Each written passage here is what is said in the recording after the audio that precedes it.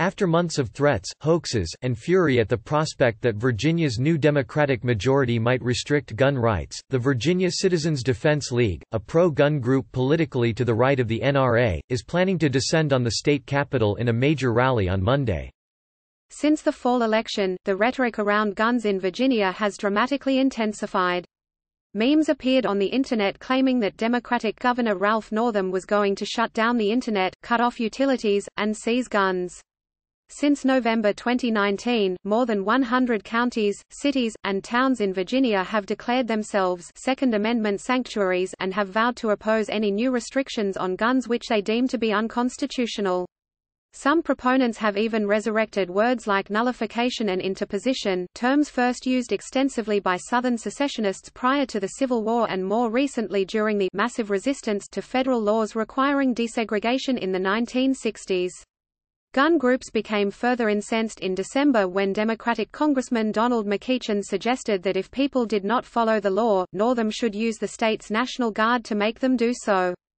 Despite the rhetoric about gun confiscation and governmental overreach, most of the measures proposed by Democrats are widely supported by Virginians.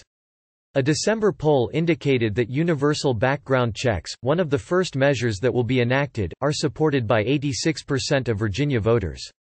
A bill that would allow courts to temporarily prevent the dangerously mentally ill from having access to firearms, the so-called red flag law, enjoys the support of 73% of Virginians, and similar measures have been passed in 17 states and D.C., including Florida, Nevada, New York, and Colorado.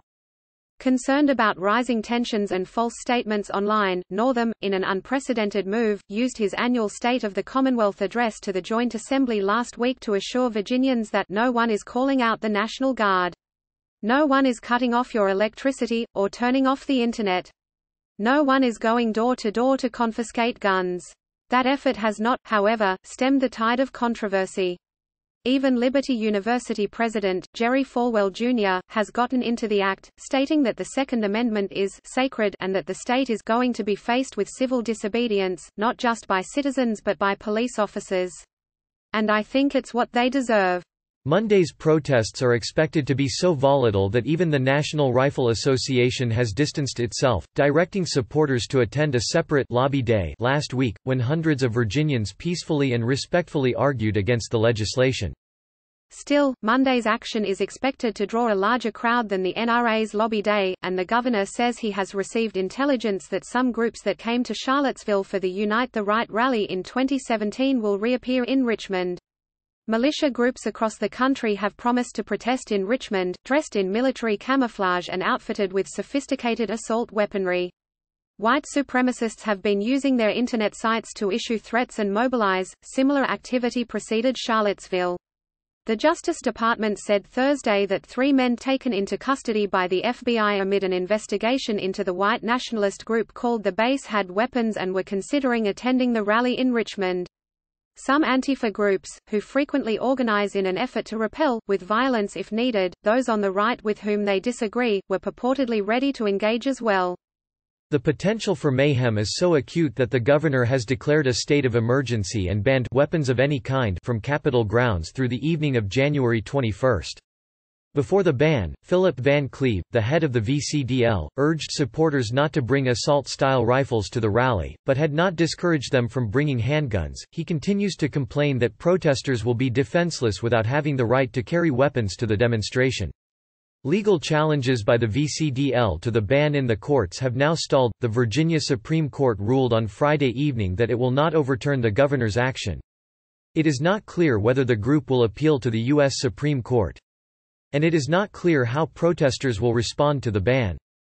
Legislators are worried, but continue their work.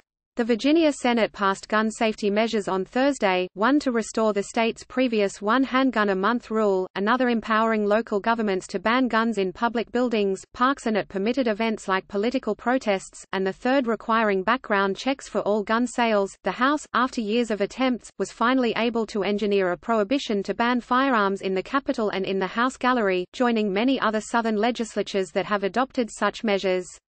The other House Democratic initiatives will be heard in subcommittee late next week and, given the energy around gun safety measures evidenced in the last election, many will likely pass.